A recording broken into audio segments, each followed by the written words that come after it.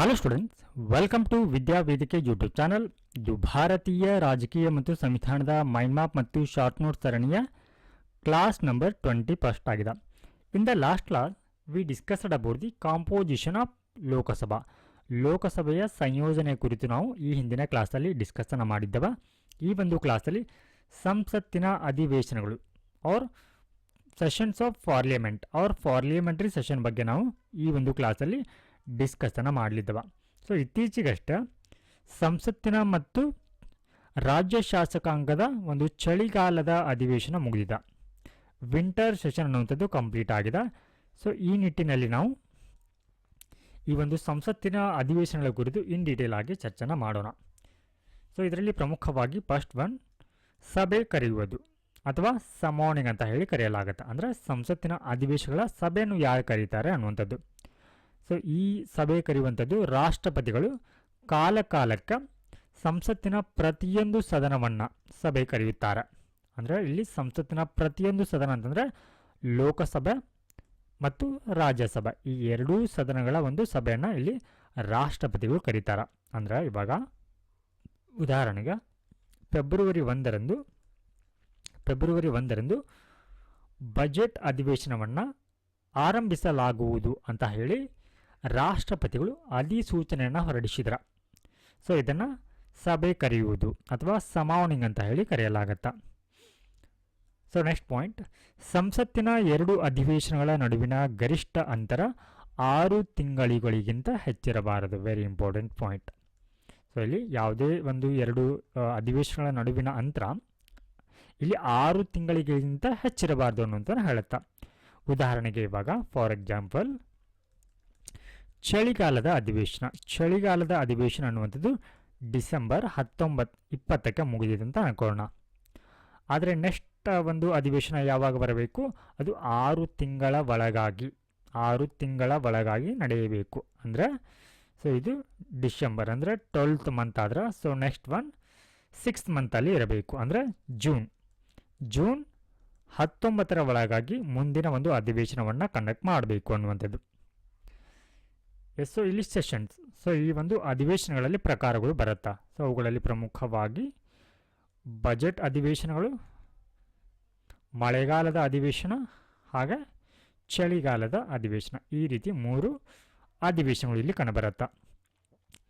So ಇಲ್ಲಿ budget ಅಧಿವೇಶನ ಅನ್ನುವಂಥದ್ದು ಫೆಬ್ರವರಿಯಿಂದ, ಸೊ ಇದರ ಒಂದು ಅವಧಿಯನ್ನು ನೋಡೋದಾದರೆ ಇದು ಫೆಬ್ರವರಿಯಿಂದ ಮೇವರೆಗೆ ಇರುತ್ತೆ. ಸೊ ಮಧ್ಯದಲ್ಲಿ ಬಿಡುವಿರುತ್ತೆ, ಅಂದರೆ ರಿಸೆಸ್ ಇರುತ್ತೆ. ಅಂದರೆ ಇವಾಗ ಫೆಬ್ರವರಿ 1ರಂದು ಬಜೆಟ್ ಮಂಡನೆ ಆದರೆ ಮಾರ್ಚಲ್ಲಿ ವಿರಾಮ ಇರುತ್ತೆ ಅಥವಾ ಬಿಡುವಿರುತ್ತೆ, ವಿರಾಮ ಇರುತ್ತೆ. ಸೊ ನಂತರದಲ್ಲಿ ಮತ್ತೆ ಮೇನಲ್ಲಿ ಏನಾಗುತ್ತೆ, ಏಪ್ರಿಲ್ನಲ್ಲಿ ಮತ್ತೆ ಅಧಿವೇಶನ ಆರಂಭ ಆಗತ್ತೆ. ಸೊ ಈ ರೀತಿ ಬಿಡುವಿರುತ್ತೆ. ಸೊ ಇಲ್ಲಿ ನೋಡಿ ಇವಾಗ ಒಂದು ಅಧಿವೇಶನ ಕಂಪ್ಲೀಟ್ ಆಯಿತು. ಸೊ ರೂಲ್ ಏನು, ಸಂಸತ್ತಿನ ಎರಡು ಅಧಿವೇಶನ ನಡುವಿನ ಗರಿಷ್ಠ ಅಂತರ 6 ತಿಂಗಳು ಮೀರೋ ಹಾಗಿಲ್ಲ ಅಂತ ಹೇಳ್ತಾರೆ. ಸೊ ಹೀಗಾಗಿ ಇಲ್ಲಿ ಇದು 6 ತಿಂಗಳ ನಂತರ, 2 ಸೆಷನ್ಗಳ ನಡುವಿನ ಅಂತರ ಅಂದರೆ 6 ತಿಂಗಳ ನಂತರ ಮತ್ತೆ ಏನಾಗಬೇಕು, ಮತ್ತೊಂದು ಅಧಿವೇಶನ ಸೇರಬೇಕು. ಸೊ ಅದುವೇ ಏನಾಗುತ್ತೆ, ಮತ್ತೆ ಈ ಮಳೆಗಾಲದ ಅಧಿವೇಶನ ಕಂಡುಬರುತ್ತೆ. ಸೊ ಇದು ನಡೆಯುವಂಥದ್ದು ಜುಲೈನಿಂದ ಸೆಪ್ಟೆಂಬರ್ ಇರುತ್ತೆ. ಸೊ ಇವುಗಳ ನಡುವೆಯಲ್ಲಿ ಮತ್ತೆ ವಿರಾಮವನ್ನು ಕೂಡ ನೀಡಲಾಗಿರುತ್ತೆ. ಸೊ ಈ ಒಂದು ಅಧಿವೇಶನ ಮುಗಿದ ನಂತರ ಮತ್ತೆ ಚಳಿಗಾಲದ ಅಧಿವೇಶನ ಆಗಬೇಕಂದ್ರೆ ಸೊ ಇಲ್ಲಿ ಕೂಡ 6 ತಿಂಗಳ ಒಂದು ಗ್ಯಾಪ್ ಇರಬೇಕಾಗತ್ತೆ. ಸೊ ಈ ಚಳಿಗಾಲದ ಅಧಿವೇಶನ ಅನ್ನುವಂಥದ್ದು ನವೆಂಬರಿಂದ ಡಿಸೆಂಬರ್ವರೆಗೆ ಇರುತ್ತೆ. ಸೊ ನೆಕ್ಸ್ಟ್ ಒನ್ ಅಧಿವೇಶನ ಮುಂದೂಡುವಿಕೆ. ಅಂದರೆ ಏನಿವಾಗ ಈ ಥರ ಏನು 3 ಅಧಿವೇಶನಗಳನ್ನು ನೋಡಿದ್ದೀವಿ. ಸೊ ಇವುಗಳನ್ನ ಏನು ಮಾಡಲಾಗತ್ತೆ, ಮುಂದೂಡಲಾಗತ್ತೆ. ಸಂಸತ್ತಿನ ಅಧಿವೇಶನವನ್ನು ಮುಂದೂಡುವಿಕೆ ಅಜರ್ಮೆಂಟ್ ಅಂತ ಕರೆಯಲಾಗತ್ತೆ. ಮುಂದೂಡುವಿಕೆ ಆರ್ ಅಜರ್ಮೆಂಟ್ ಸೈಂಡಿ ಆರ್ ಪ್ರೊರೋಗೇಷನ್ ಆರ್ ವಿಸರ್ಜನೆಯ ಮೂಲಕ ಕೊನೆಗೊಳಿಸಬಹುದು. ಇಲ್ಲಿ ನೋಡಿ, ಸಂಸತ್ತಿನ ಅಧಿವೇಶನವನ್ನು ಯಾವುದರ ಮುಖಾಂತರ ಇಲ್ಲಿ ಕೊನೆಗಾಣಿಸಲಾಗತ್ತೆ ಅಂತಂದ್ರೆ ಮುಂದೂಡಿಕೆ ಅಥವಾ ಅಜರ್ಮೆಂಟ್ ಅಂತ ಹೇಳಿ ಕರೆಯಲಾಗತ್ತೆ. ಆರ್ ಮುಂದೂಡಿಕೆ ಸೈಂಡಿ ಅಥವಾ ಅಜರ್ಮೆಂಟ್ ಸೈಂಡಿ ಮೂಲಕ ಆರ್ ಪ್ರೊರೋಗೇಷನ್ ಮೂಲಕ ಅಥವಾ ವಿಸರ್ಜನೆಯ ಮೂಲಕ ಸಂಸತ್ತಿನ ಅಧಿವೇಶನವನ್ನು ಕೊನೆಗೊಳಿಸಲಾಗತ್ತೆ. ಸೊ ಇದರಲ್ಲಿ ನಾವು ಇವಾಗ ಈ ಅಜೋರ್ಮೆಂಟ್ ಬಗ್ಗೆ ನೋಡೋಣ. ಮುಂದೂಡಿಕೆ ಅಂತ ಹೇಳಿ ಕೂಡ ಕರೆಯಲಾಗತ್ತೆ ಅಜೋರ್ಮೆಂಟ್. ಸೊ ಇಲ್ಲಿ ನಿರ್ದಿಷ್ಟ ಸಮಯದವರೆಗೆ ಸಭೆಯ ಕೆಲಸವನ್ನು ಅಂದರೆ ಸಭೆಯ ಕೆಲಸ ಅಂದರೆ ಸಭೆಯ ಕಲಾಪಗಳನ್ನ ಏನು ಮಾಡಲಾಗತ್ತೆ, ಮುಂದೂಡಲಾಗತ್ತೆ ಅಥವಾ ಸ್ಥಗಿತಗೊಳಿಸಲಾಗಿರುತ್ತೆ. ಅಂದರೆ ಇಲ್ಲಿ ನೋಡಿ ನಿರ್ದಿಷ್ಟ ಸಮಯ ಅಂತ ಹೇಳಿದ್ದಾರೆ, ಇಂತಿಷ್ಟ ಸಮಯ ಅಂತ ಹೇಳ್ತಾರೆ. ಅಂದರೆ ಇಲ್ಲಿ ನೋಡಿ ಅವುಗಳನ್ನ ನಿರ್ದಿಷ್ಟ ಸಮಯ ಅಂತಂದರೆ ಇಂತಿಷ್ಟೇ ಗಂಟೆಗಳು ಅಥವಾ ಇಂತಿಷ್ಟೇ ದಿನಗಳು ಅಥವಾ ಇಂತಿಷ್ಟೇ ವಾರಗಳು ಅಂತ ಹೇಳಿ ಏನು ಮಾಡಲಾಗತ್ತೆ, ಅಲ್ಲಿ ಒಂದು ನಿಗದಿತ ಸಮಯವನ್ನು ಹೇಳ್ತಾರೆ. ಉದಾಹರಣೆಗೆ ಇವಾಗ ಇಂದಿನ ಸದನವನ್ನು ನಾಳೆಗೆ ಮುಂದೂಡಲಾಗಿದೆ ಅಂತ ಹೇಳಿದ್ರೆ ಸೊ ಅದೇನಾಗುತ್ತೆ, ಮತ್ತೆ ನಾಳೆಗೆ ಸ್ಪೆಸಿಫಿಕ್ ಆಗಿ ನಾಳೆ ಅನ್ನುವಂಥದ್ದು ಇರುತ್ತೆ, ನಾಳೆ ಮತ್ತೆ ಇದು ಆರಂಭ ಆಗತ್ತೆ. ಸೊ ಇದು ಮುಂದೂಡಿಕೆ, ಅಧಿವೇಶನ ಮುಂದೂಡುವಿಕೆ ಅಥವಾ ಅಜರ್ಮೆಂಟ್ ಅಂತ ಹೇಳಿ ಕರೆಯಲಾಗತ್ತೆ. Very important. So next one adjournment sine die ಅಂತ ಬರುತ್ತೆ. ಅಜೋರ್ಮೆಂಟ್ ಸೈನ್ ಡೈ ಅಂತ. ಸೊ ಇದೇನು, ಇದು ಸಂಸತ್ತಿನ ಅಧಿವೇಶನವನ್ನು ಅನಿರ್ದಿಷ್ಟ ಅವಧಿಗೆ ಮುಕ್ತಾಯಗೊಳಿಸುತ್ತೆ. ಅಂದ್ರೆ ಈಗ ನಡೀತಾ ಇರುತ್ತೆ ಅಧಿವೇಶನ, ಸೊ ಅದು ಮತ್ತೆ ಇವಾಗ ಅದನ್ನು ಎಂಡ್ ಮಾಡಿದರೆ ಅದು ಮತ್ತೆ ಯಾವಾಗ ಸಭೆ ಸೇರಬೇಕು ಅನ್ನುವಂಥದ್ರ ಬಗ್ಗೆ ಹೇಳುವುದಿಲ್ಲ. ಸೊ ಇದಕ್ಕೆ ಅಜೋರ್ಮೆಂಟ್ ಸೈನ್ ಡೈ ಅಂತ ಹೇಳಿ ಕರೆಯಲಾಗತ್ತೆ. ಯಾವಾಗ ಸಭೆ ಸೇರಬೇಕಂತ ಹೇಳಿ ಸರಿಯಾದ ಸೂಚನೆಯನ್ನು ನೀಡುವುದಿಲ್ಲ ಇದು. ಎಷ್ಟು ಈ ರೀತಿಯ ಒಂದು ಅಧಿಕಾರ ಯಾರ ಬಳಿ ಇರುತ್ತೆ? ಸೊ ಇದು ಸದನದ ಸಭಾಧ್ಯಕ್ಷರು, ಅಂದರೆ ಲೋಕಸಭೆಯಲ್ಲಿ ಆದರೆ ಸ್ಪೀಕರ್, ಹಾಗೆ ರಾಜ್ಯಸಭೆಯಲ್ಲಿ ಆದರೆ ಚೇರ್ಮನ್ ಅವರ ಬಳಿ ಏನಿರುತ್ತೆ ಈ ಒಂದು ಅಧಿಕಾರ ಇರುತ್ತೆ. So first one adjournment. So second one ಅಜೋರ್ಮೆಂಟ್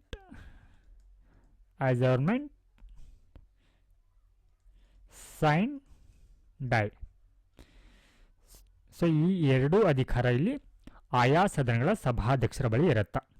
ಅಂದರೆ ಒಂದು ಅಧಿವೇಶನವನ್ನು ನಿರ್ದಿಷ್ಟ ಸಮಯದವರೆಗೆ ಮತ್ತು ಅನಿರ್ದಿಷ್ಟ ಸಮಯದವರೆಗೆ ಇಲ್ಲಿ ಸ್ಥಗಿತಗೊಳಿಸುವಂಥದ್ದು ಇದು ಸದನದ ಸಭಾಧ್ಯಕ್ಷರ ಬಳಿ ಇರುವಂಥ ಅಧಿಕಾರ ಇದಾಗಿದೆ. ಸೊ ಇವರು ಸದನದ ಅಧಿವೇಶನವನ್ನು ಕರೆಯಬಹುದು, ಅಂದರೆ ಅದನ್ನು ಸಮಾನ್ ಮಾಡಬಹುದು, ಮತ್ತು ಅವನ್ನ ಮುಂದೂಡಲ್ಪಟ್ಟ ದಿನಾಂಕದಿಂದ ಮತ್ತೆ ಅಥವಾ ಸಮಯದ ಮೊದಲು ಅವರೇ ಏನು ಮಾಡಿರ್ತಾರೆ, ಸದನವನ್ನು ಮುಂದೂಡಿರ್ತಾರೆ, ಆ ಒಂದು ದಿನಾಂಕದ ಮೊದಲೇ ಅವರು ಆ ಒಂದು ಅಧಿವೇಶನವನ್ನು ಕರೆಯಬಹುದು, ಅಥವಾ ದಿನಾಂಕದಿಂದ ಸದನವನ್ನು ಮುಂದೂಡಿದ ನಂತರ ಯಾವುದೇ ಸಮಯದಲ್ಲಿ ಕೂಡ ಅವರು ಮತ್ತೆ ಈ ಒಂದು ಕಾರ್ಯಕಲಾಪಗಳನ್ನ ಅಂದರೆ ಸದನದ ಕಾರ್ಯಕಲಾಪಗಳನ್ನ ಮತ್ತೆ ಮಾಡಬಹುದು ಅನ್ನುವಂಥದ್ದು. ಸೊ ನೆಕ್ಸ್ಟ್ ಒನ್ ಪ್ರೊರೋಗೇಷನ್ ಅಂತ ಬರುತ್ತೆ. ಪ್ರೊರೋಗೇಷನ್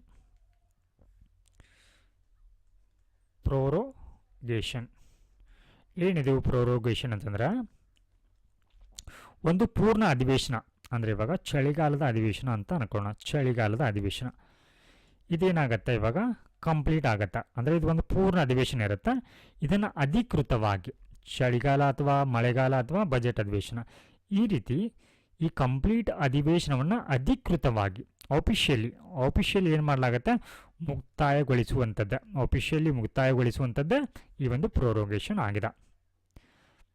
ಸೊ ಈ ರೀತಿ ಒಂದು ಘೋಷಣೆಯನ್ನು ಯಾರು ಮಾಡ್ತಾರೆ, ಈ ಅಧಿವೇಶನ ಮುಗಿದಿದೆ ಅಂತ ಹೇಳಿ ಯಾರು ಘೋಷಣೆಯನ್ನು ಮಾಡ್ತಾರೆ, ಪ್ರಕ್ರಿಯೆ ಯಾವ ರೀತಿ ಇರುತ್ತೆ. ಸೊ ಇಲ್ಲಿ ಮೊದಲು ಈ ಒಂದು ಸದನಗಳ ಒಂದು ಅಧ್ಯಕ್ಷರು ಏನಿರ್ತಾರೆ, ಅಂದರೆ ಸಭಾಧ್ಯಕ್ಷರು ಇರ್ತಾರೆ, ಲೋಕಸಭೆ ಸ್ಪೀಕರ್, ರಾಜ್ಯಸಭೆ ಚೇರ್ಮನ್. ಸೊ ಇವರು ಏನು ಮಾಡ್ತಾರೆ, ಘೋಷಣೆಯನ್ನು ಮಾಡ್ತಾರೆ. ಅಂದರೆ ಈ ಒಂದು ಸದನ ಇವಾಗ ಚಳಿಗಾಲದ ಅಧಿವೇಶನ ಮುಗಿದಿದೆ ಅಂತ ಹೇಳಿ ಏನು ಮಾಡ್ತಾರೆ, ಘೋಷಣೆಯನ್ನು ಮಾಡ್ತಾರೆ. ಸೊ ಈ ಅಧಿವೇಶನದ ಎಲ್ಲ ಕಲಾಪಗಳು ಪೂರ್ಣಗೊಂಡ ನಂತರ ಈ ರೀತಿ ಒಂದು ಘೋಷಣೆಯನ್ನು ಇವರು ಮಾಡ್ತಾರೆ. ಸೊ ಇದಾದ ನಂತರ ಇವರ ಘೋಷಣೆಯನ್ನು ಮಾಡಿದ ನಂತರದ ದಿನಗಳಲ್ಲಿ ರಾಷ್ಟ್ರಪತಿಗಳು ನೋಡಿ ಅಧಿಕೃತವಾಗಿ ಯಾರಿಂದ ಘೋಷಣೆ ಬರುತ್ತೆ, ಇದು ರಾಷ್ಟ್ರಪತಿಗಳ ಅಧಿವೇಶನ ಮುಕ್ತಾಯಕ್ಕಾಗಿ ಅಧಿಸೂಚನೆಯನ್ನು ಹೊರಡಿಸ್ತಾರೆ.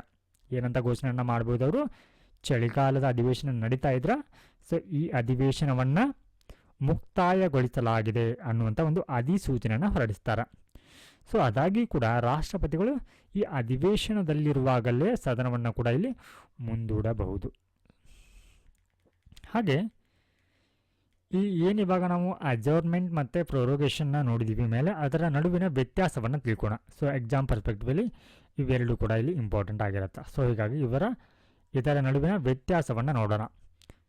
ಸೊ ಅಜರ್ಮೆಂಟ್ ಅಂತಂದ್ರೆ ಇಲ್ಲಿ ಕಲಾಪಗಳನ್ನ ಮುಂದೂಡಲಾಗತ್ತ, ಕಲಾಪಗಳನ್ನ ಮಾತ್ರ. ಸೊ ಇಲ್ಲಿ ನೋಡಿ, ಇಲ್ಲಿ ಕಲಾಪವನ್ನು ಮಾತ್ರ ಕೊನೆಗೊಳಿಸುತ್ತದೆ ಹೊರತು ಸದನದ ಅಧಿವೇಶನವಲ್ಲ. ಆದರೆ ಇಲ್ಲಿ ನೋಡಿ, ಇಡೀ ಅಧಿವೇಶನವೇ ಕೊನೆಗೊಳ್ಳುತ್ತಾ. ಸೊ ಇದರ ಜೊತೆಗೆ ಇಲ್ಲಿ ಕಲಾಪವು ಕೂಡ ಕೊನೆಗೊಳ್ಳುತ್ತಾ, ಇದರ ಒಟ್ಟಿಗೆ ಸದನದ ಅಧಿವೇಶನವು ಕೂಡ ಇಲ್ಲಿ ಕೊನೆಗೊಳ್ಳುತ್ತಾ, ಅಂದರೆ ಎಂಡ್ ಆಗತ್ತಾ, ಮತ್ತೆ ಅದು ಕಂಟಿನ್ಯೂ ಆಗೋದಿಲ್ಲ. ಸೊ ಈ ರೀತಿ ಅಜರ್ಮೆಂಟ್ ಮೋಷನ್ನ ಯಾರು ಮಾಡ್ತಾರ, ಯಾರು ಹೊರಡಿಸ್ತಾರೆ ಅಂತಂದರೆ ಇದನ್ನು ಸದನದ ಸಭಾಧ್ಯಕ್ಷರು. Very important. ಅಂದರೆ ಲೋಕಸಭೆ ಮತ್ತು ರಾಜ್ಯಸಭೆಯ ಸಭಾಧ್ಯಕ್ಷರು ಇದನ್ನು ಹೊರಡಿಸ್ತಾರೆ. ಆದರೆ ಪ್ರೊರೋಗೇಷನ್ನ ಮಾತ್ರ ರಾಷ್ಟ್ರಪತಿಗಳು ಅಂದರೆ ಪ್ರೆಸಿಡೆಂಟ್ ಅವರು ಮಾಡ್ತಾರೆ. ಸೊ ಇದು ಸದನದ ಮುಂದೆ ಬಾಕಿ ಇರುವಂಥ ಅಂದರೆ ಅಜಾರ್ಮೆಂಟ್ ಒಂದು ಅಜಾರ್ಮೆಂಟ್ ಆದೇಶ ಬಂದರೆ ಏನಾಗುತ್ತೆ ಇಲ್ಲಿ, ಇದು ಸದನದ ಮುಂದೆ ಬಾಕಿ ಇರುವ ಬಿಲ್ಲುಗಳು ಅಂದರೆ ಮಸೂದೆಗಳು ಅಥವಾ ಯಾವುದೇ ಇತರ ವ್ಯವಹಾರಗಳ ಮೇಲೆ ಪರಿಣಾಮವನ್ನು ಬೀರುತ್ತೆ ಮತ್ತು ಸದನವು ಮತ್ತೆ ಸಭೆ ಸೇರಿದಾಗ ಅದನ್ನು ಪುನರಾರಂಭಿಸಬಹುದು. ಅಂದರೆ ಇವಾಗ ನಡೀತಾ ಇರುವಂಥ ಕಾರ್ಯಕಲಾಪಗಳಲ್ಲಿ ಏನಾದರೂ ಅದು ಮುಂದೆ ಆಗಿದಂಥ ಸಂದರ್ಭದಲ್ಲಿ ಅದನ್ನು ಅವತ್ತು ಮತ್ತೆ ಕಂಟಿನ್ಯೂ ಮಾಡಲಿಕ್ಕೆ ಬರೋದಿಲ್ಲ. ಮತ್ತೆ ಯಾವಾಗ ಸಭೆ ಸೇರಲಾಗತ್ತಾ ಆವಾಗ ಅದರ ಕುರಿತು ಚರ್ಚೆನ ಮಾಡಬಹುದು. ಇದು ಸದನದ ಮುಂದೆ ಬಾಕಿ ಇರುವ ಮಸೂದೆಗಳು ಅಥವಾ ಯಾವುದೇ ಇತರ ವ್ಯವಹಾರಗಳ ಮೇಲೆ ಪರಿಣಾಮ ಬೀರೋದಿಲ್ಲ. ನೋಡಿ, ಇದು ಅದರ ಮೇಲೆ ಪರಿಣಾಮ ಬೀರೋದಿಲ್ಲ ಇದು. ಆದಾಗ್ಯೂ ಎಲ್ಲ ಬಾಕಿ ಇರುವಂಥ ಸೂಚನೆಗಳು ಅಂದರೆ ಮಸೂದೆಗಳನ್ನು ಪರಿಚಯಿಸುವ ಸೂಚನೆಗಳನ್ನು ಹೊರತುಪಡಿಸಿ ಮುಂದೂಡಿಕೆ ಮತ್ತು ಹೊಸ ಸೂಚನೆಗಳನ್ನು ಮುಂದಿನ ಅಧಿವೇಶನದಲ್ಲಿ ನೀಡಬೇಕಾಗಿರುತ್ತೆ. ಆದರೆ ಬ್ರಿಟನ್ನಲ್ಲಿ ನೋಡಿ, ಪ್ರೊರೋಗೇಷನ್ ಆದರೆ ಸದನದ ಮುಂದೆ ಬಾಕಿ ಇರುವಂತಹ ಎಲ್ಲ ಮಸೂದೆಗಳು ಅಥವಾ ಯಾವುದೇ ಇತರ ವ್ಯವಹಾರಗಳು ಏನಾಗುತ್ತೆ ಕೊನೆಗೊಳ್ಳುತ್ತೆ.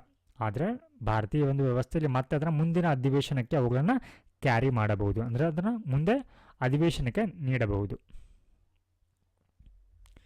ಸೊ ನೆಕ್ಸ್ಟ್ ಒನ್, ಇವಾಗ ನಾವು ವಿಸರ್ಜನೆ ಆರ್ ಡಿಸೊಲ್ಯೂಷನ್ ಬಗ್ಗೆ ನೋಡೋಣ. ಡಿಸೊಲ್ಯೂಷನ್ ಲೋಕಸಭೆಗೆ ಮಾತ್ರ ವಿಸರ್ಜನೆಗೆ ಇಲ್ಲಿ ಒಳಪಟ್ಟಿರುತ್ತೆ. ಲೋಕಸಭೆ ಮಾತ್ರ.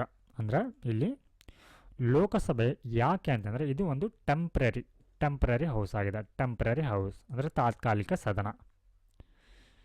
ಸೊ ಹೀಗಾಗಿ ಲೋಕಸಭೆ ಮಾತ್ರ ವಿಸರ್ಜನೆಗೊಳ್ಳುತ್ತೆ.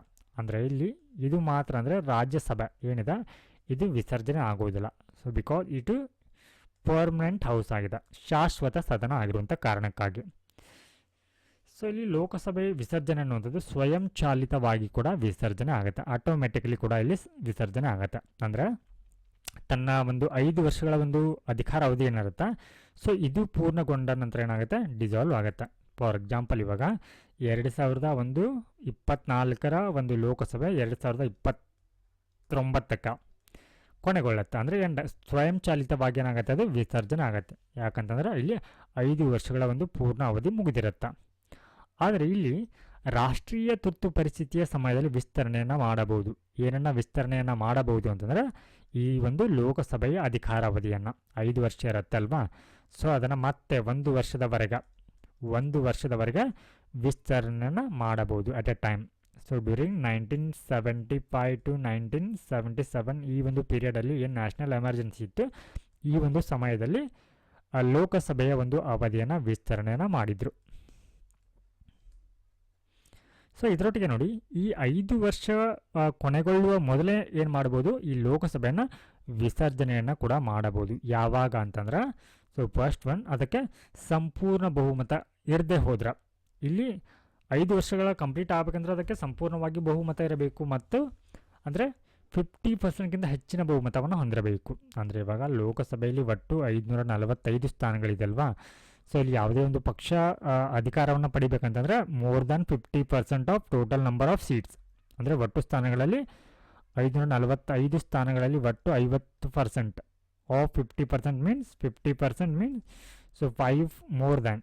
So this is 545 into 50% means 1/2 plus 1. So this is 270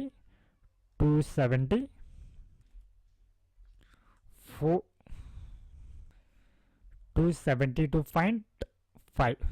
So plus 1. So so this is 273.5. 272 plus yes, so this is 273.5 ಆಗುತ್ತೆ. So it means 274.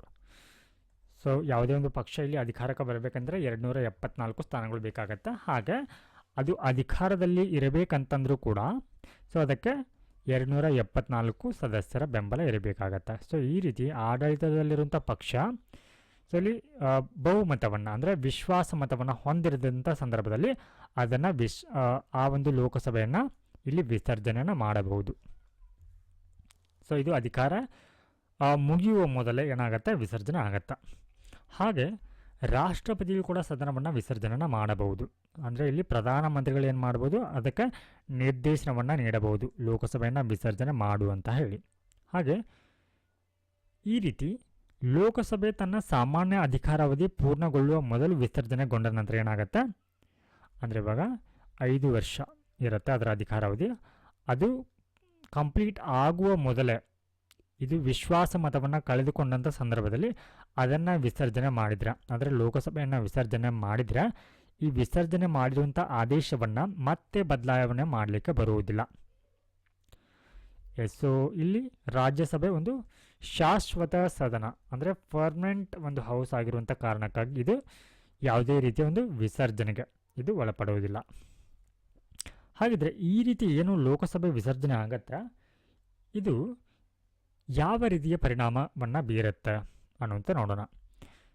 ಎಲ್ಲ ವ್ಯವಹಾರಗಳು ಇವುಗಳನ್ನು ಸೇರಿದಂತೆ ನೋಡಿ, ಎಲ್ಲ ವ್ಯವಹಾರಗಳು ಇವುಗಳನ್ನು ಅಂತಂದರೆ ಇಲ್ಲಿ ಮಸೂದೆಗಳು, ಗೊತ್ತುವಳಿ, ನಿರ್ಣಯ, ಸೂಚನೆಗಳು, ಅರ್ಜಿಗಳು, ಹೀಗೆ ಲೋಕಸಭೆಯ ಮುಂದೆ ಇರುವಂಥ ಅಥವಾ ಈ ಲೋಕಸಭೆಯ ಸಮಿತಿಗಳ ಮುಂದೆ ಇರುವಂಥ ಎಲ್ಲವೂ ಅಂದರೆ ಈ ಮಸೂದೆ, ಗೊತ್ತುವಳಿ, ನಿರ್ಣಯ, ಸೂಚನೆ, ಅರ್ಜಿ ಇವೆಲ್ಲವೂ ಕೂಡ ಏನಾಗುತ್ತೆ, ರದ್ದಾಗತ್ತೆ. So this is the impact of dissolution of Lok Sabha ವಿಸರ್ಜನೆಯಿಂದ ಇವೆಲ್ಲವೂ ಕೂಡ ಏನಾಗುತ್ತೆ, ರದ್ದಾಗತ್ತೆ ಅನ್ನುವಂಥದ್ದು.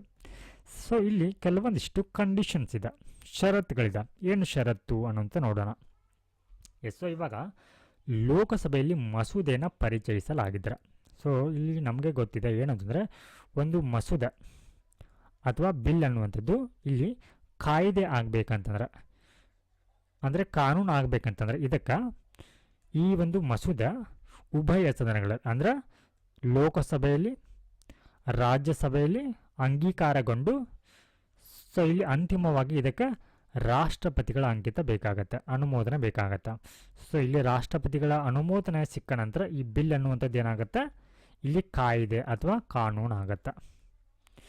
ಸೊ ಈ ರೀತಿ ಬಿಲ್ಲನ್ನು ಇಂಟ್ರೊಡ್ಯೂಸ್ ಮಾಡ್ತಾರೆ ಅಥವಾ ಪರಿಚಯ ಮಾಡ್ತಾರೆ ಸದನಗಳಲ್ಲಿ. ಇಂತಹ ಒಂದು ಸಂದರ್ಭಗಳಲ್ಲಿ ಈ ಅಂದರೆ ಬಿಲ್ ಇರುವಂಥ ಸಂದರ್ಭದಲ್ಲಿ ಈ ಲೋಕಸಭೆ ವಿಸರ್ಜನೆಗೊಂಡ್ರೆ ಇದು ಮಸೂದೆಗಳ ಮೇಲೆ ಯಾವ ರೀತಿ ಪರಿಣಾಮ ಬೀರುತ್ತೆ ಅನ್ನೋದು ನಾವಿವಾಗ ಚರ್ಚೆನ ಮಾಡಿದ್ದೇವೆ. ಸೊ ವೆರಿ ಇಂಪಾರ್ಟೆಂಟ್ ಇದು. ಫಸ್ಟ್ ಒನ್, ಲೋಕಸಭೆಯಲ್ಲಿ ಮಸೂದೆಯನ್ನು ಪರಿಚಯಿಸಲಾಗಿದ್ರೆ ಲೋಕಸಭೆ ಫಸ್ಟ್ ಒನ್ ಇವಾಗ ಮಸೂದೆಯನ್ನು ಲೋಕಸಭೆಯಲ್ಲಿ ನೀವು ಇಂಟ್ರೊಡ್ಯೂಸ್ ಮಾಡಿದ್ರ.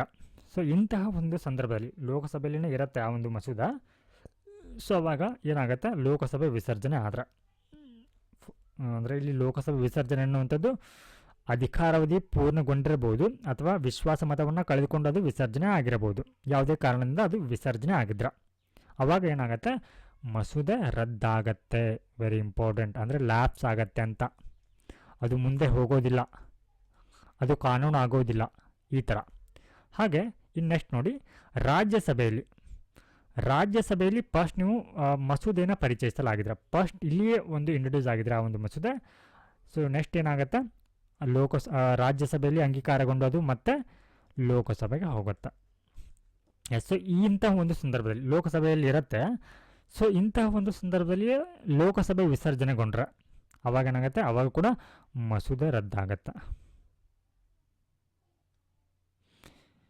ಹಾಗೆ ಇನ್ನು ಲೋಕಸಭೆಯಲ್ಲಿ, ಸೊ ನೆಕ್ಸ್ಟ್ ಒನ್ ನೋಡಿ, ಲೋಕಸಭೆಯಲ್ಲಿ ಮಸೂದೆ ಇಂಟ್ರೊಡ್ಯೂಸ್ ಆಗಿದ್ದು ಅದನ್ನು ರಾಜ್ಯಸಭೆಗೆ ಕಳಿಸಿರ್ತಾರೆ. ಲೋಕಸಭೆಯಲ್ಲಿ ಆಗಿದ್ದು ಅದನ್ನು ರಾಜ್ಯಸಭೆಗೆ ಅಂಗೀಕಾರ ಮಾಡಿದಂಥ ಸಂದರ್ಭದಲ್ಲಿ ಕಳುಹಿಸಿದಾಗ, ಸೊ ಇಂತಹ ಒಂದು ಸಂದರ್ಭದಲ್ಲಿ ಲೋಕಸಭೆ ವಿಸರ್ಜನೆ ಆದರೂ ಕೂಡ ಏನಾಗತ್ತೆ, ಅಲ್ಲಿ ಮಸೂದೆ ಅನ್ನುವಂಥದ್ದು ಮಸೂದೆ ರದ್ದಾಗತ್ತೆ. ಸೊ ನೆಕ್ಸ್ಟ್ ಒನ್, ಇವಾಗ ರಾಜ್ಯಸಭೆಯಲ್ಲಿಯೇ ಮಸೂದೆಯನ್ನು ಇಂಟ್ರೊಡ್ಯೂಸ್ ಮಾಡಿದ್ದಾರೆ. ಸೊ ಇದನ್ನು ಲೋಕಸಭೆಗೆ ಕಳುಹಿಸಿದ್ದಾರೆ. ಸೊ ಇಂತಹ ಒಂದು ಸಂದರ್ಭದಲ್ಲಿ ಲೋಕಸಭೆ ವಿಸರ್ಜನೆ ಆದರೆ ನೋಡಿ, ರಾಜ್ಯಸಭೆಯಲ್ಲಿ ಮಸೂದೆನ ಫಸ್ಟ್ ಇಂಟ್ರೊಡ್ಯೂಸ್ ಮಾಡಿದಾರ. ಸೊ ಇಲ್ಲಿ ಇವಾಗ ಲೋಕಸಭೆಗೆ ಕಳಿಸಿರ್ತಾರೆ. ಸೊ ನಂತರ ಲೋಕಸಭೆ ವಿಸರ್ಜನೆ ಆದರೆ ಆವಾಗ ಇಲ್ಲಿ ಮಸೂದೆ ರದ್ದಾಗುವುದಿಲ್ಲ. Very important point. ಹಾಗೆ ಲೋಕಸಭೆಯಲ್ಲಿಯೇ ಮಸೂದೆಯನ್ನು ಪರಿಚಯಿಸಲಾಗಿದ್ರ. ಫಸ್ಟ್ ಇಲ್ಲಿ ಲೋಕಸಭೆಯಲ್ಲಿ ಮಸೂದೆಯನ್ನು ಇಂಟ್ರೊಡ್ಯೂಸ್ ಮಾಡಿರ್ತಾರೆ, ಅದು ಇವಾಗ ರಾಜ್ಯಸಭೆಯ ಅನುಮೋದನೆಗೆ ಬಂದಿರುತ್ತೆ, ಅಂಗೀಕಾರಕ್ಕೆ ಬಂದಿರುತ್ತೆ. ಸೊ ಇಂತಹ ಒಂದು ಸಂದರ್ಭದಲ್ಲಿ ಅದನ್ನು ಇದು ರಾಜ್ಯಸಭೆಯು ಅಂಗೀಕಾರ ಮಾಡಿ ಪ್ರೆಸಿಡೆಂಟ್ ಅವರ ಒಪ್ಪಿಗೆಗೆ ಕಳಿಸಿದಾಗ ಈ ಒಂದು ಸಂದರ್ಭದಲ್ಲಿ ಲೋಕಸಭೆ ವಿಸರ್ಜನೆ ಆದ್ರೆ ಸೊ ಇಲ್ಲಿ ಕೂಡ ಮಸೂದೆ ರದ್ದಾಗುವುದಿಲ್ಲ. ಅಂದರೆ ರಾಷ್ಟ್ರಪತಿಗಳ ಬಳಿ ಮಸೂದೆ ಬಂದಾಗ ಲೋಕಸಭೆ ವಿಸರ್ಜನೆಗೊಂಡ್ರೆ ಇಲ್ಲಿ ಮಸೂದೆ ರದ್ದಾಗುವುದಿಲ್ಲ. Very important point. So next one, ಲೋಕಸಭೆಯಲ್ಲಿ ಮಸೂದೆಯನ್ನು ಇಂಟ್ರೊಡ್ಯೂಸ್ ಮಾಡಿದಾಗ ಸೊ ಇದನ್ನು ರಾಜ್ಯಸಭೆಗೆ ಕಳುಹಿಸಿದಾಗ ಇಲ್ಲಿ ನೋಡಿ, ಫಸ್ಟ್ ಇದನ್ನು ಲೋಕಸಭೆಯಲ್ಲಿ ಇಂಟ್ರೊಡ್ಯೂಸ್ ಮಾಡಿರ್ತಾರೆ ಈ ಒಂದು ಬಿಲ್ಲನ್ನು. ಸೊ ಇದೇ ಬಿಲ್ಲನ್ನು ಮತ್ತೆ ಈ ಪಾಸ್ ಮಾಡ್ತಾರೆ ರಾಜ್ಯಸಭೆಗೆ ಕಳಿಸಿದಾಗ ಮತ್ತೆ ರಾಜ್ಯಸಭೆ ಕೂಡ ಇದನ್ನು ಅಂಗೀಕಾರ ಮಾಡಿ ಏನು ಮಾಡ್ಬೋದು, ರಾಷ್ಟ್ರಪತಿಯವರಿಗೆ ಕಳಿಸ್ತಾರೆ. ಸೊ ಈ ಒಂದು ಸಂದರ್ಭದಲ್ಲಿ ಇಲ್ಲಿ ನೋಡಿ, ಯಾವುದೇ ಒಂದು ಮಸೂದೆಗೆ ಸಂಬಂಧಪಟ್ಟಂತೆ ಇಲ್ಲಿ ರಾಷ್ಟ್ರಪತಿಗಳಿಗೆ ಆಯ್ಕೆಗಳಿರುತ್ತೆ. ಸೊ ಅವರು ಆ ಒಂದು ಮಸೂದೆಗೆ ಒಪ್ಪಿಗೆಯನ್ನು ನೀಡಬಹುದು ಅಥವಾ ಒಪ್ಪಿಗೆಯನ್ನು ತಡೆ ಹಿಡಿಬಹುದು, ಅಂದರೆ ತಿರಸ್ಕಾರವನ್ನು ಕೂಡ ಮಾಡಬಹುದು ಅಥವಾ ಅದನ್ನು ಮರುಪರಿಶೀಲನೆಗೆ ಕಳಿಸಬಹುದು. ಈ ಒಂದು ಮರುಪರಿಶೀಲನೆ ಆಯ್ಕೆಯನ್ನು ಬಳಸಿಕೊಂಡವರು ಈ ಒಂದು ಮಸೂದೆಯನ್ನು, ಅಂದರೆ ರಾಜ್ಯಸಭೆಯ ಮೂಲಕ ಪ್ರೆಸಿಡೆಂಟ್ ಅವರಿಗೆ ಬಂದಿರುವಂಥ ಈ ಒಂದು ಮಸೂದೆಯನ್ನು ಅವರು ಮತ್ತೆ ಪುನಃ ರಾಜ್ಯಸಭೆಯ ಒಂದು ಪುನರ್ ಪರಿಶೀಲನೆಗೆ ಕಳಿಸಿದಂಥ ಸಂದರ್ಭದಲ್ಲಿ ಸೊ ಈ ಒಂದು ಸಂದರ್ಭದಲ್ಲಿ ಮಸೂದೆ ರಾಜ್ಯಸಭೆಯಲ್ಲೇ ಇರುತ್ತೆ, ಆದರೆ ಇಲ್ಲಿ ಲೋಕಸಭೆ ಆವಾಗ ವಿಸರ್ಜನೆ ಆಗಿಬಿಡುತ್ತೆ. ಆವಾಗ ಏನಾಗುತ್ತೆ, ಇಲ್ಲಿ ಮಸೂದೆ ರದ್ದಾಗೋದಿಲ್ಲ. Very important. So next one, ಇವಾಗ ಭಿನ್ನಾಭಿಪ್ರಾಯದಿಂದಾಗಿ ಮಸೂದೆಯನ್ನು ಎರಡೂ ಸದನಗಳು ಅಂಗೀಕರಿಸಲ್ಲದಿದ್ದರೆ, ಅಂದರೆ ಇವಾಗ ಈ ಒಂದು ಮಸೂದೆಗೆ ಸಂಬಂಧಪಟ್ಟಂತೆ ಡೆಡ್ಲಾಕ್, ಎರಡೂ ಸದನಗಳಿಗೆ ಅದರ ಬಗ್ಗೆ ಒಪ್ಪಿಗೆನೇ ಇಲ್ಲ. ಸೊ ರಾಜ್ಯಸಭೆ ಮತ್ತು ಲೋಕಸಭೆ ಆ ಮಸೂದೆ ಬಗ್ಗೆ ಅವರಿಗೆ ಒಪ್ಪಿಗೆನೇ ಇಲ್ಲ. ಸೊ ಇಂಥ ಸಂದರ್ಭದಲ್ಲಿ ಏನಾಗುತ್ತೆ, ಭಿನ್ನಾಭಿಪ್ರಾಯ ಉಂಟಾಗುತ್ತೆ. ಸೊ ಈ ಭಿನ್ನಾಭಿಪ್ರಾಯ ಉಂಟಾದಂಥ ಸಂದರ್ಭದಲ್ಲಿ ಏನು ಮಾಡ್ತಾರೆ, ರಾಷ್ಟ್ರಪತಿಗಳು ಈ ಜಾಯಿಂಟ್ ಸಿಟ್ಟಿಂಗ್ನ ಕರೀತಾರೆ. Joint sitting or joint session, ಜಂಟಿ ಅಧಿವೇಶನವನ್ನು ಅಥವಾ ಜಂಟಿ ಸಭೆಯನ್ನು ಕರೀತಾರೆ. ಸೊ ಈ ರೀತಿ ಏನು ಆದೇಶವನ್ನು ನೀಡಿದಂಥ ಸಂದರ್ಭದಲ್ಲಿ ರಾಷ್ಟ್ರಪತಿಗಳು ಲೋಕಸಭೆ ವಿಸರ್ಜನೆಗೆ ಮುನ್ನ ಜಂಟಿ ಸಭೆ ನಡೆಸುವ ಬಗ್ಗೆ ತಿಳಿಸಿದ್ರೆ ಸೊ ಈ ಒಂದು ಸಂದರ್ಭದಲ್ಲಿ ಕೂಡ ಮಸೂದೆ ರದ್ದಾಗೋದಿಲ್ಲ. ಸೊ ಏನಿವಾಗ ನಾವು ಈ 7 ಅಂಶಗಳನ್ನ ಏನು ಗಮನಿಸಿದ್ದೀವಿ, ಈ 7 ಅಂಶಗಳನ್ನ ನಾವು ಸುಲಭವಾಗಿ ನೆನಪಿಟ್ಕೊಳ್ಬೋದು ಅಂತಂದ್ರೆ, ಸೊ ಫಸ್ಟ್ ಒನ್, ಇವಾಗ ರಾಷ್ಟ್ರಪತಿಗಳು ಮಸೂದೆಯನ್ನು ಮುಟ್ಟಿದ್ರ, ಇದರರ್ಥ ರಾಷ್ಟ್ರಪತಿಗಳ ಬಳಿ ಮಸೂದೆ ಇದ್ದಾಗ ಸೊ ಇಲ್ಲಿ ಆ ಒಂದು ಮಸೂದೆ ರದ್ದಾಗೋದಿಲ್ಲ ಅಂತ ಅರ್ಥ. ಹಾಗೆ ಲೋಕಸಭೆ ಮಸೂದೆಯನ್ನು ಮುಟ್ಟಿದ್ರೆ, ಅಂದರೆ ಮಸೂದೆ ಅನ್ನೋಂಥದ್ದು ಲೋಕಸಭೆ ಬಳಿ ಇದ್ದಾಗ ಇಲ್ಲೇನಾಗತ್ತೆ, ಅದು ಮಸೂದೆ ಅನ್ನೋಂಥದ್ದು ರದ್ದಾಗತ್ತೆ. ಅಂದರೆ ಆ ಒಂದು ಸದನವನ್ನು ದಾಟ್ಕೊಂಡು ಬಂದಿರಬೇಕದು, ಅಂದರೆ ಮಸೂದೆ ಲೋಕಸಭೆಯನ್ನು ಮುಟ್ಟಿದ್ರೆ ಸೊ ಅದು ರದ್ದಾಗತ್ತೆ ಅನ್ನುವಂಥದ್ದು. ಸೊ ನೆಕ್ಸ್ಟ್ ಒನ್, ಕೋರಮ್ ಅಂತ ಬರುತ್ತೆ. ಏನಿದೆ ಕೋರಮ್ ಅಂತಂದ್ರೆ ಕಲಾಪಗಳನ್ನ ಪ್ರಾರಂಭಿಸಲು ಬೇಕಾಗುವಂಥ ಸದಸ್ಯರ ಕನಿಷ್ಠ ಸಂಖ್ಯೆ. ಅಂದರೆ ಇವಾಗ ಯಾವುದೇ ಸದನ ಆಗಿರ್ಬೋದು, ಅಂದರೆ ಈ ಸಂಸತ್ತಿನ ಲೋಕಸಭೆಯಲ್ಲ ಆಗಿರ್ಬೋದು ಅಥವಾ ರಾಜ್ಯಸಭೆಯಲ್ಲ ಆಗಿರಬಹುದು. ಸೊ ಈ ಸದನದ ಕಲಾಪಗಳನ್ನು ಅಥವಾ ಅದರ ಒಂದು ಬಿಸ್ನೆಸ್ ಅಂದರೆ ವ್ಯವಹಾರಗಳನ್ನ ಪ್ರಾರಂಭಿಸಲಿಕ್ಕೆ ಬೇಕಾಗಿರುವಂಥ ಸದಸ್ಯರ ಕನಿಷ್ಠ ಸಂಖ್ಯೆ ಇದಾಗಿದೆ. ಹಾಗಿದ್ರೆ ಈ ಸಂಸತ್ತಿನಲ್ಲಿ ಈ ಕೋರಮ್ ಅಂದರೆ ಅಗತ್ಯ ಇರುವಂಥ ಕೋರಮ್ ಎಷ್ಟು ಅನ್ನುವಂಥ ನೋಡೋಣ. ಪ್ರತಿ ಸದನದ ಒಟ್ಟು ಸದಸ್ಯರ ಸಂಖ್ಯೆಯ 10/1 ಅಂದರೆ 1/10 ಭಾಗ ಇರಬೇಕು. ಸೊ ಇಲ್ಲಿ ನೋಡಿ, ಪ್ರತಿ ಸದನ ಅಂತ ಹೇಳಿದ್ದಾರೆ. ಸೊ ಇಲ್ಲಿ ಪ್ರತಿ ಸದನ ಅಂತಂದರೆ ಸಂಸತ್ತಿನ ಪ್ರತಿ ಸದನ, ಲೋಕಸಭೆ ಮತ್ತು ರಾಜ್ಯಸಭೆ ಬರುತ್ತೆ.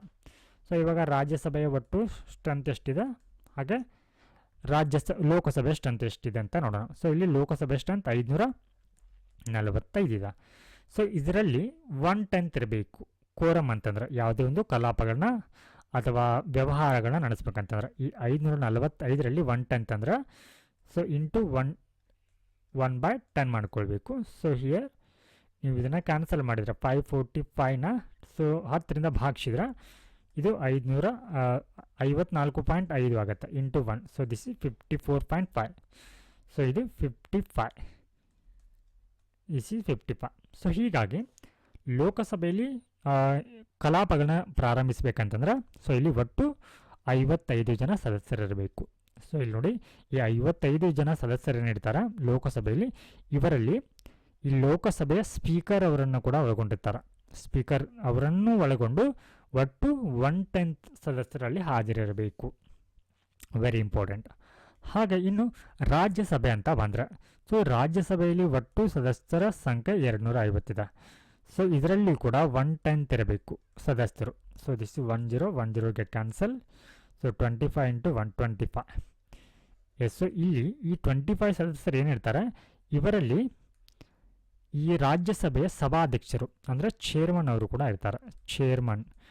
ಚೇರ್ಮನ್ನನ್ನು ಒಳಗೊಂಡು 25 ಜನರು ಅಲ್ಲಿ ಹಾಜರಿರಬೇಕು ಅಂದರೆ ಆ ಒಂದು ಕಲಾಪಗಳನ್ನ ಪ್ರಾರಂಭಿಸಲಿಕ್ಕೆ. ಸೊ ಈ ರೀತಿ ಇಲ್ಲಿ ನೋಡಿ ಲೋಕಸಭೆಯಲ್ಲಿ ಅಗತ್ಯ ಇರುವಂಥ ಕೋರಮ್ ಎಷ್ಟು 55 ಆದರೆ ರಾಜ್ಯಸಭೆಯಲ್ಲಿ 25 ಜನರು. ಈ ರೀತಿ ಸದನದ ಸಭೆಯಲ್ಲಿ ಕೋರಮ್ ಇಲ್ಲದೆ ಹೋದ್ರೆ ಲೋಕಸಭೆಯಲ್ಲಿ 55 ಜನ ಸದಸ್ಯರು ಇಲ್ಲದೆ ಹೋದರೆ ರಾಜ್ಯಸಭೆಯಲ್ಲಿ 25 ಜನ ಸದಸ್ಯರು ಇಲ್ಲದೆ ಹೋದರೆ ಏನು ಮಾಡ್ಬೋದು, ಅವಾಗ ಸಭಾಧ್ಯಕ್ಷರು, ಲೋಕಸಭೆಯಲ್ಲಿ ಸ್ಪೀಕರ್, ರಾಜ್ಯಸಭೆಯಲ್ಲಿ ಚೇರ್ಮನ್ ಅವರು ಏನು ಮಾಡಬಹುದು, ಏನು ಕರ್ತವ್ಯ ಆಗಿರುತ್ತೆ ಅಂದರೆ ಅವರು ಸದನವನ್ನು ಮುಂದೂಡಬಹುದು. ಅವರು ಕಲಾಪನ ನಡೆಸಲಿಕ್ಕೆ ಬರೋದಿಲ್ಲ, ಅವುಗಳನ್ನ ಮುಂದೂಡ್ತಾರೆ. ಎಲ್ಲಿಯವರೆಗೆ ಕೋರಮ್ ತುಂಬುವವರೆಗೆ ಏನು ಮಾಡ್ತಾರೆ, ಆ ಒಂದು ಕಲಾಪಗಳನ್ನ ಅಲ್ಲಿಗೆ ಸ್ಥಗಿತಗೊಳಿಸಿರ್ತಾರೆ. ಸೊ ನಾವಿವಾಗ ಈ ಸಂಸತ್ತಿನಲ್ಲಿ ಬಳಸುವಂಥ ಭಾಷೆಗಳ ಕುರಿತು ನೋಡೋಣ. ಯಾವ ಭಾಷೆಗಳನ್ನ ಇಲ್ಲಿ ಬಳಸ್ತಾರೆ ಅನ್ನುವಂಥದ್ದನ್ನು. ಸಂವಿಧಾನವು ಸಂಸತ್ತಿನಲ್ಲಿ ವ್ಯವಹಾರ ನಡೆಸಲು ಹಿಂದಿ ಮತ್ತು ಇಂಗ್ಲೀಷ್ ಭಾಷೆಗಳಿಗೆ ಘೋಷಣೆಯನ್ನು ಮಾಡಿದ. ಸೊ ಇಲ್ಲಿ ಯಾವುದೇ ರೀತಿ ಅಂದರೆ ಭಾಷಣಗಳನ್ನ ಅಥವಾ ಯಾವುದೇ ಒಂದು ಮಸೂದೆ ಕುರಿತು ಚರ್ಚೆಗಳನ್ನ ಮಾಡೋದಾಗಿರಬಹುದು ಅಥವಾ ಅಧಿವೇಶನಗಳಾಗಿರ್ಬೋದು, ಇಂತಹ ಒಂದು ಸಂದರ್ಭದಲ್ಲಿ ಚರ್ಚೆಯನ್ನು ಮಾಡಲಿಕ್ಕೆ ಯಾವ ಭಾಷೆಗಳನ್ನ ಬಳಸಬೇಕಿಲ್ಲಿ, ಹಿಂದಿ ಮತ್ತು ಇಂಗ್ಲೀಷ್. ಸೊ ಇದರೊಟ್ಟಿಗೆ ನೋಡಿ, ಆದಾಗ್ಯೂ ಸಭಾಧ್ಯಕ್ಷರು ಅಂತಂದರೆ ಇಲ್ಲಿ ಸ್ಪೀಕರ್ ಮತ್ತು ಚೇರ್ಮನ್ ಅವರು ತನ್ನ ಒಬ್ಬ ಸದಸ್ಯನಿಗೆ ಅಂದರೆ ಎಂ ಪಿಗಳಿಗೆ ಅಂದರೆ ಸಂಸದರಿಗೆ ತನ್ನ ಮಾತೃಭಾಷೆಯಲ್ಲಿ ಸದನವನ್ನು ಉದ್ದೇಶಿಸಿ ಮಾತನಾಡಲು ಅನುಮತಿಯನ್ನು ನೀಡಬಹುದು. ಸೊ ಇವಾಗ ಕರ್ನಾಟಕದಿಂದ ಆಯ್ಕೆಯಾಗಿರುವಂತಹ ಸಂಸದರು ಏನು ಮಾಡ್ಬೋದು, ಕನ್ನಡದಲ್ಲಿಯೇ ಅವರು ತಮ್ಮ ಭಾಷಣವನ್ನು ಆರಂಭಿಸಬಹುದು ಅಥವಾ ಯಾವುದೇ ಒಂದು ವಿಷಯದ ಕುರಿತು ಮಾತನಾಡಬಹುದು. ಸೊ ಇದಕ್ಕೆ ಸಭಾಧ್ಯಕ್ಷರ ಅನುಮತಿಯನ್ನು ನೀಡಬಹುದು. ಹೀಗೆ ಎರಡೂ ಸದನಗಳಲ್ಲಿ ಏನು ಇವಾಗ ಮಾತೃಭಾಷೆಗಳಲ್ಲಿ ಮಾತನಾಡ್ತಾ ಇರ್ತಾರೆ, ಸೊ ಇವರ ಮಾತನ್ನು ಏಕಕಾಲಿಕವಾಗಿ ಅನುವಾದಕ್ಕಾಗಿ ವ್ಯವಸ್ಥೆಯನ್ನು ಮಾಡಲಾಗಿರುತ್ತೆ. ಸೊ ಇಲ್ಲಿ ಇವರು ಕನ್ನಡದಲ್ಲಿ ಮಾತನಾಡ್ತಾ ಇದ್ರೆ ಅಥವಾ ಯಾವುದೇ ಒಂದು ಭಾಷೆಯಲ್ಲಿ ಮಾತನಾಡ್ತಾ ಇದ್ರೆ ಅವುಗಳನ್ನ ಏನು ಮಾಡಲಾಗುತ್ತೆ, ಹಿಂದಿ ಆರ್ ಇಂಗ್ಲೀಷಿಗೆ ಟ್ರಾನ್ಸ್ಲೇಟ್ ಮಾಡಲಾಗುತ್ತೆ.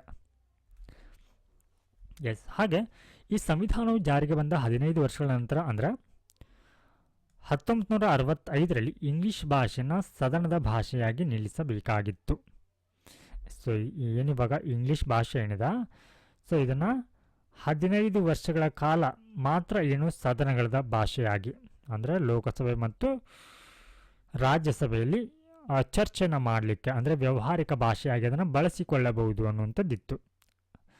ಆದರೆ 1963ರಲ್ಲಿ ಏನು ಮಾಡಲಾಗುತ್ತೆ, ಒಂದು ಅಧಿಕೃತ ಭಾಷಾ ಕಾಯ್ದೆ ಬರುತ್ತೆ. ಅಧಿಕೃತ ಭಾಷೆಗಳ ಕಾಯ್ದೆ, ಆಫಿಷಿಯಲ್ ಲ್ಯಾಂಗ್ವೇಜ್ ಆ್ಯಕ್ಟ್. ಸೊ ಇದರೊಟ್ಟಿಗೆ ಏನು ಪ್ರೊವಿಷನ್ ತರಲಾಗತ್ತೆ, ಹಿಂದಿಯೊಂದಿಗೆ ಇಂಗ್ಲೀಷನ್ನು ಕೂಡ ಮುಂದುವರಿಸಲಿಕ್ಕೆ ಅವಕಾಶವನ್ನು ಕೊಡುತ್ತೆ. ಸೊ ಹೀಗಾಗಿ ಇಲ್ಲಿ ಒಟ್ಟಾರೆ ಸಂಸತ್ತಿನ ಒಂದು ವ್ಯವಹಾರ ನಡೆಸಲಿಕ್ಕೆ ಬಳಸುವಂಥದ್ದು ಹಿಂದಿ ಮತ್ತು ಇಂಗ್ಲೀಷ್ ಭಾಷೆಯನ್ನು ಬಳಸ್ತಾರೆ. ಇದರೊಟ್ಟಿಗೆ ಆಯಾ ಭಾಷೆಗಳ ಒಂದು ರಾಜ್ಯಗಳ ಭಾಷೆ ಎಂ ಪಿಗಳಿಗೆ ಅವರ ಮಾತೃಭಾಷೆಯಲ್ಲಿ ಕೂಡ ಮಾತನಾಡಲಿಕ್ಕೆ ಇಲ್ಲಿ ಅನುಮತಿಯನ್ನು ನೀಡಲಾಗತ್ತೆ. So next one lame duck session ಅಂತ ಬರುತ್ತೆ. ಏನಿದು ಲೇಮ್ ಡೆಕ್ ಸೆಷನ್ ಅಂತ ನೋಡೋಣ. ಇಲ್ಲಿ LS ಅಂತಂದರೆ ಲೋಕಸಭಾ. ಹೊಸ ಲೋಕಸಭೆ ಆಯ್ಕೆಯಾದ ನಂತರ ಅಸ್ತಿತ್ವದಲ್ಲಿರುವಂಥ ಲೋಕಸಭೆಯ ಕನಿಷ್ಠ ಅಧಿವೇಶನವನ್ನು ಉಲ್ಲೇಖಿಸುತ್ತದೆ. ಸೊ ಇದರ ಅರ್ಥ ಸೊ ಇವಾಗ ಹೊಸದಾಗಿ ಹೊಸ ಲೋಕಸಭೆ ಫಾರ್ಮ್ ಆಗಿರುತ್ತೆ. ಓಕೆ, ಸೊ ಇಲ್ಲಿ ಏನಾಗುತ್ತೆ, ನಂತರ ಹೊಸ ಲೋಕಸಭೆ ಆಯ್ಕೆಯಾದ ನಂತರ ಹಳೆಯ ಲೋಕಸಭೆ ಇರುತ್ತಲ್ವಾ, ಹಳೆಯ ಲೋಕಸಭೆ ಇದರ ಕೊನೆಯ ಅಧಿವೇಶನ ಇದಾಗಿದೆ, ಕೊನೆಯ ಅಧಿವೇಶನ. ಸೊ ಇದಕ್ಕೆ ಲೇಮ್ ಡಕ್ ಸೆಷನ್ ಅಂತ ಕರೀತಾರೆ. ಫಾರ್ ಎಕ್ಸಾಂಪಲ್, ಇವಾಗ 2024ರಲ್ಲಿ ಹೊಸ ಒಂದು ಲೋಕಸಭೆ ಫಾರ್ಮ್ ಆಗಿದೆ. ಆದರೆ 2019ರ ಒಂದು ಕೊನೆಯ, ಅಂದರೆ ಇದು ಹಳೆಯ ಒಂದು ಲೋಕಸಭೆ ಆಗಿರುತ್ತೆ. ಸೊ ಈ 2019ರ ಒಂದು ಲೋಕಸಭೆ ಕೊನೆಯ ಅಧಿವೇಶನ, ಅಂದರೆ 2024ರ ಅಥವಾ 2023ರ ಅವಧಿಯಲ್ಲಿ ಏನು ಅಧಿವೇಶನವನ್ನು ನಡೆಸುತ್ತೆ, ಆ ಕೊನೆಯ ಅಧಿವೇಶನವೇ ಏನಂತಂದರೆ ಲೇಮ್ ಡಕ್ ಸೆಷನ್ ಆಗಿರುತ್ತೆ, ಲೇಮ್ ಡಕ್ ಸೆಷನ್. ಹಾಗಿದ್ರೆ ಇಲ್ಲಿ ಲೇಮ್ ಡಕ್ಸ್ ಅಂತ ಕರೆಯಲಾಗುತ್ತೆ. ಯಾರನ್ನ ಲೇಮ್ ಡಕ್ಸ್ ಅಂತ ಹೇಳಿ ಕರೆಯಲಾಗುತ್ತೆ ಅನ್ನೋಂತ ನೋಡೋಣ. ಹೊಸ ಲೋಕಸಭೆಗೆ ಮರು ಆಯ್ಕೆಯಾಗದ ಅಸ್ತಿತ್ವದಲ್ಲಿರುವ ಲೋಕಸಭೆಯ ಸದಸ್ಯರನ್ನ ಲೇಮ್ ಡಕ್ಸ್ ಅಂತ ಹೇಳಿ ಕರೆಯಲಾಗತ್ತೆ. ಅಂದರೆ ಹೊಸ ಲೋಕಸಭೆಗೆ ಮರು ಆಯ್ಕೆಯಾಗದಂಥ ಅಸ್ತಿತ್ವದಲ್ಲಿರುವಂಥ ಲೋಕಸಭೆ ಸದಸ್ಯರು. ಉದಾಹರಣೆಗೆ ಇವಾಗ ಫಾರ್ ಎಕ್ಸಾಂಪಲ್ 2019ರಲ್ಲಿ MP ಆಗಿ ಆಯ್ಕೆ ಆಗಿರ್ತಾನಂತ ಅನ್ಕೊಂಡು ಒಬ್ಬ ವ್ಯಕ್ತಿ. ಆದರೆ ಸೊ ನಂತರದ ಚುನಾವಣೆಯಲ್ಲಿ, ಅಂದರೆ 2024ರ ಚುನಾವಣೆಯಲ್ಲಿ ಆತ ಎಲೆಕ್ಷನಲ್ಲಿ ಸೋಲ್ತಾನೆ. ಸೊ ಇಂತಹ ಒಂದು MP ಗಳಿಗೆ ಏನಂತ ಕರೀತಾರೆ, ಲೇಮ್ ಡಕ್ MP ಅಂತ ಹೇಳಿ ಕರೆಯಲಾಗುತ್ತೆ, ಡಕ್ MP. ಎಸ್, ಸೊ ಇದನ್ನು ಶಾರ್ಟಾಗಿ ಹೇಳೋದಾದರೆ ಲೇಮ್ ಡಕ್ ಸೆಷನ್ ಅಂತಂದರೆ ಹಳೆಯ ಲೋಕಸಭೆಯ ಕೊನೆಯ ಅಧಿವೇಶನ, ಆದರೆ ಲೇಮ್ ಡಕ್ಸ್ ಅಂತಂದರೆ ಮರು ಆಯ್ಕೆಯಾಗದ MP. ಸೊ ಇವರಿಗೆ ಲೇಮ್ ಡಕ್ಸ್ ಅಂತ ಹೇಳಿ ಕರೆಯಲಾಗುತ್ತೆ. Very important term. Yes, so ಈ ಒಂದು ಕ್ಲಾಸಿನ PDF ನಿಮಗೆ ಬೇಕಾದಲ್ಲಿ ಸೊ ವಿದ್ಯಾ ವೇದಿಕೆ ಅನ್ನುವಂಥ ಒಂದು ಟೆಲಿಗ್ರಾಮ್ ಗ್ರೂಪ್ ಇದೆ. ಸೊ ವಿದ್ಯಾ ವೇದಿಕೆ, ಆ ಒಂದು ಟೆಲಿಗ್ರಾಮ್ ಗ್ರೂಪ್ಗೆ ಜಾಯಿನ್ ಆಗುವ ಮೂಲಕ ಈ ಒಂದು PDF ನೀವು ಅಲ್ಲಿ ಪಡ್ಕೊಳ್ಬೋದು. ಹಾಗೆ ಯಾರಿಗೆ ಈ ಒಂದು ಕ್ಲಾಸ್ಗಳು ಇಷ್ಟ ಆಗ್ತಾ ಇದೆ, ಸೊ ತಪ್ಪದೆ ಈ ಒಂದು ವಿಡಿಯೋಗೆ ಲೈಕ್ ಮಾಡಿ